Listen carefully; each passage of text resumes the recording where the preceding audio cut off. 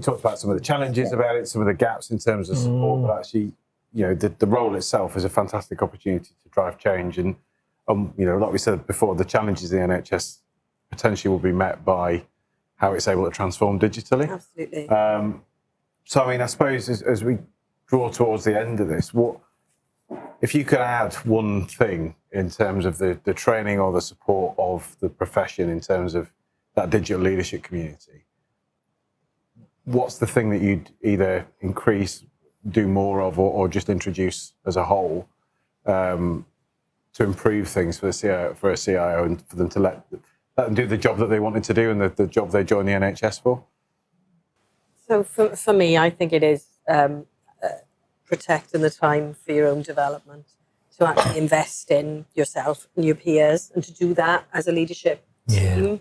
So we've got a day next month. I'm taking 70 to 80 of our leaders across our organisation, out for the day, and we're going to focus in on our leadership and to give that protected time. So we're pulling together that programme. But that for me is to have more opportunities for people to have that focused leadership development. Also, in the other special health authority that we have in Wales is to focus on workforce, is Health Education Improvement Wales.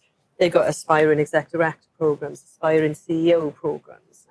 Actually, where's our aspiring CIO program? Yeah. So I think there's something that we can do there in terms of getting some structured development that actually gives you the tool set, isn't it, that you need to actually succeed in the role. So that would be the one thing for me.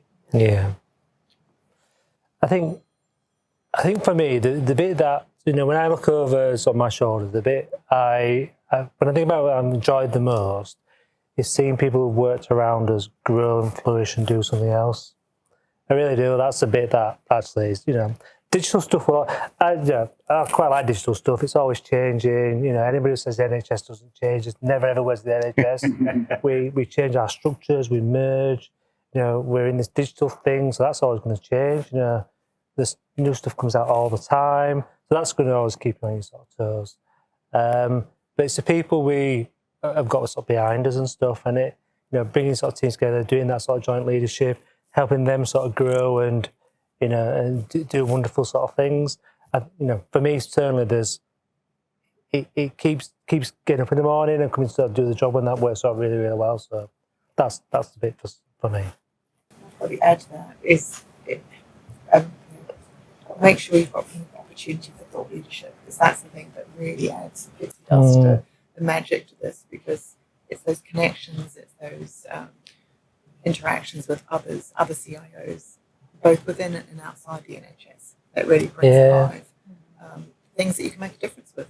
So, get connected through professional bodies, through ICN networks, through other networks, to keep that alive.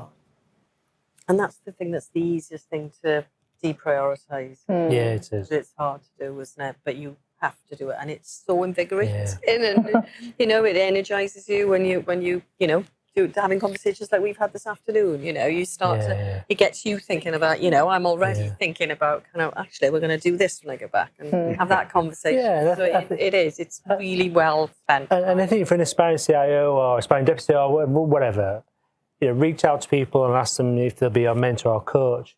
Because if the person says no, they're probably not the person you want to do that anyway. Do you know what I mean? And by and large, I do think the people who are in the NHS want to do that help support anyway.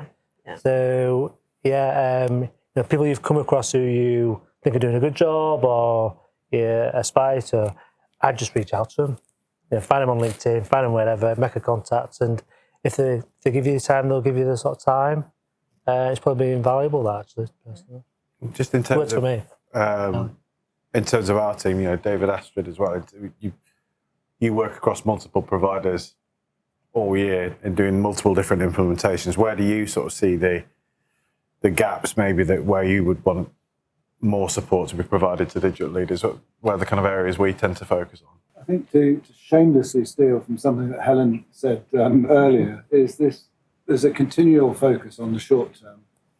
Very little focus on prevention rather than cure. And that strategic view and things like workforce planning, just seems to be a big gap. Yeah. And I think all the CXOs need to take some ownership for that, both Absolutely. CIO and CEO, etc., etc. I know in the NHS there's led by sort of Sonia's team some focus now on digital sort of workforce sort of future. I think we've still got a long way to go. Yeah, one thing I would say is everybody's in really different sort of places in terms of those and different challenges with sort of workforce. I think certainly when I had time in sort of West Yorkshire, one thing we struggled with a little bit is a gravitation towards national teams like NHS Digital and NHS England. Everybody kept on going that way because they paid a little bit sort of band different, and their recruitment structures were very different. We had different sets of rules to our game that we had to play against. So I think there's something about trying to sort of standardise that across the NHS. Yeah, would help tremendously actually, because then we reduce that little competition. That's not a bad thing, but it is quite different. Some individuals on the same roles are remunerated very, very differently depending on where they are in all the nations, I would have thought.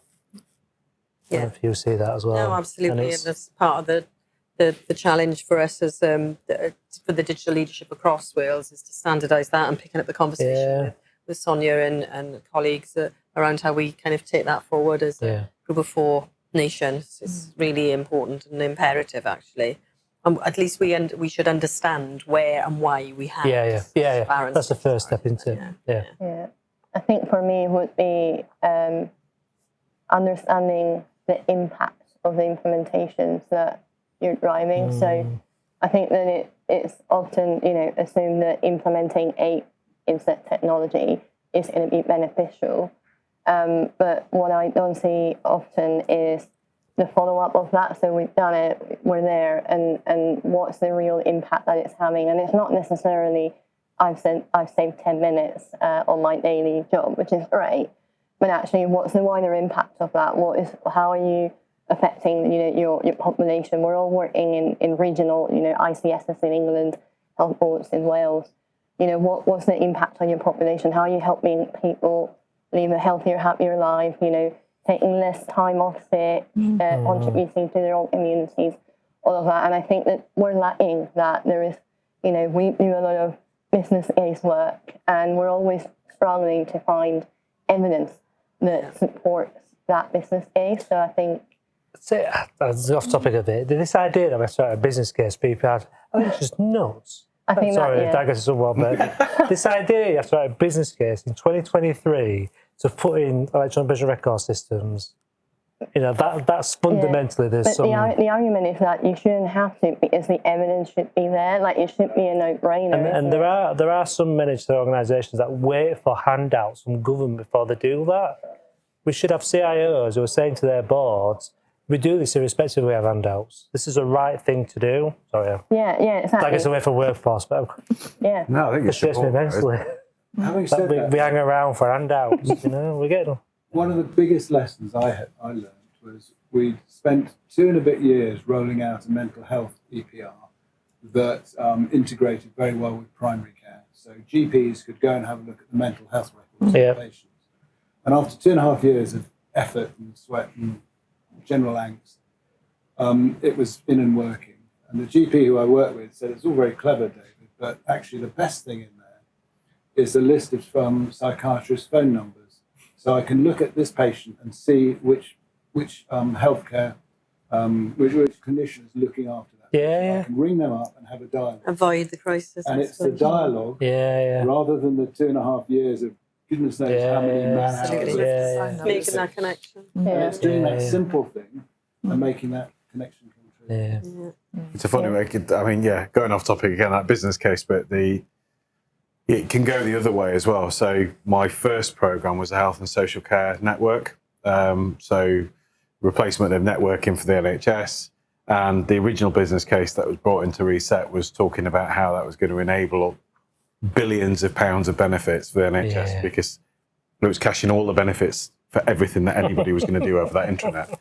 And in that one, there was a real serious conversation with a lot of people about actually, no, we're just replacing technology here. Yeah. We're going to buy it cheaper and it's going to be better because it's going to be, it's going to do these things better, but it is not going to save the world. And I think there's sometimes a tension about balancing the message as well, and not taking it too far, isn't it? Because the expectation management of putting an EPR in when people have been using pen and paper, you can talk to somebody and write.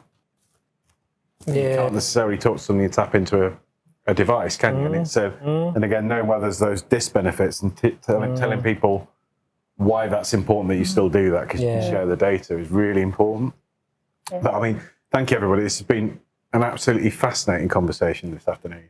I think very much the start of a conversation rather than one in isolation. I'd just like to thank you all again for sort of taking the time to come down here and give you time to do this.